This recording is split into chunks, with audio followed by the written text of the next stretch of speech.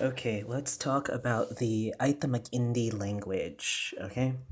This Ayta Mag-Indi language, first of all, is one of a really complicated topic because not a lot of people know about this language. And, well, first of all, it's an endangered language, as I wrote right here. It's an endangered language, according to some sources. And a lot of sources, collectively, they'll say, like, it's less than 5,000 to 3,000 speakers of this language. This language caught my attention when it was shown on the news for some reason, and I was really interested about this language when I found out about it in the news, and dug and did some research about this language, and I just wanted to share this with you. It is taught in schools recently, and that's why when I looked about it in the news, in the media a few years ago, I was thrilled, I guess, that it's finally being taught in schools. And there are actually learning materials for elementary students in this language.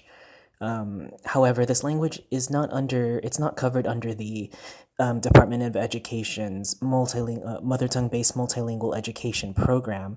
Yet the community, despite the fact that it wasn't involved and it wasn't lobbied for, the community was able to create their own learning materials for this for their kids, which is a good thing. Next, we have the classification of this language. So, Ayta Mag-Indi, or simply just Mag-Indi, right? The Ayta Mag-Indi language is a symbolic language. It's closely related to the Ayta Mag-Anchi language and the Maribeleño language, I think it's what it's called. That's another endangered language. And it shares the same branch of the Central Philippine language Central Luzon language with Kapampangan and other languages in that realm. But this language is spoken in Luzon, right? So it's a Central Luzon language, and it's related more to the Kapampangan language than it is to the Tagalog language. People who speak this language, the people in the community, have a high degree of trilingualism with Filipino and Kapampangan, or have a high degree of bilingualism with Kapampangan and the language itself, Ayta Mag-Indi.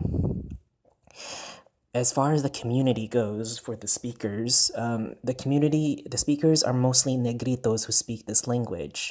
And what kind of negrito are there? Well, negrito is an umbrella term of the people of darker skin color, the people who look really African or originating of the African descent. These people are the very oldest people, very first people to have arrived in the archipelago before the Austronesian wave of immigrants and peoples. So what kind of negritos are they? They are an Ayta type, right? They're the Ayta type because they're from Luzon.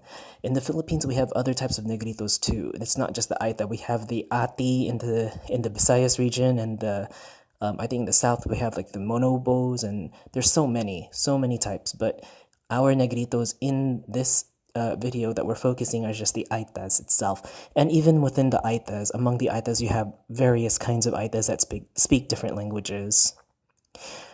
Location, as I said, it's located in the Kapampangan area, right? That's why there's a high degree of bilingualism with Ayta Mag-Indi and Kapampangan, specifically in Porac, so Western Pampanga, Eastern Zambales, right?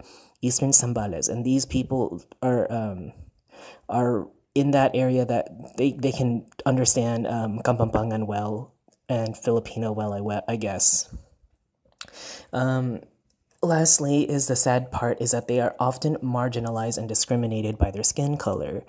Because of that, this language hasn't been getting the respect that it needs in order for it to be economically advantaged in the competitive world out there. So that said, the speakers of this language often look at their culture, their selves, and their language as inferior to the more dominant languages around the area like Kapampangan or Filipino. They're more coming from a lower socioeconomic status, and they're often forgotten people. Like, these people are often forgotten because of their skin color, because they're negritos, and because they speak a language that isn't spoken by the dominant group of people in the Philippines. But again, this is just an introduction to Ayta Mag-Indi.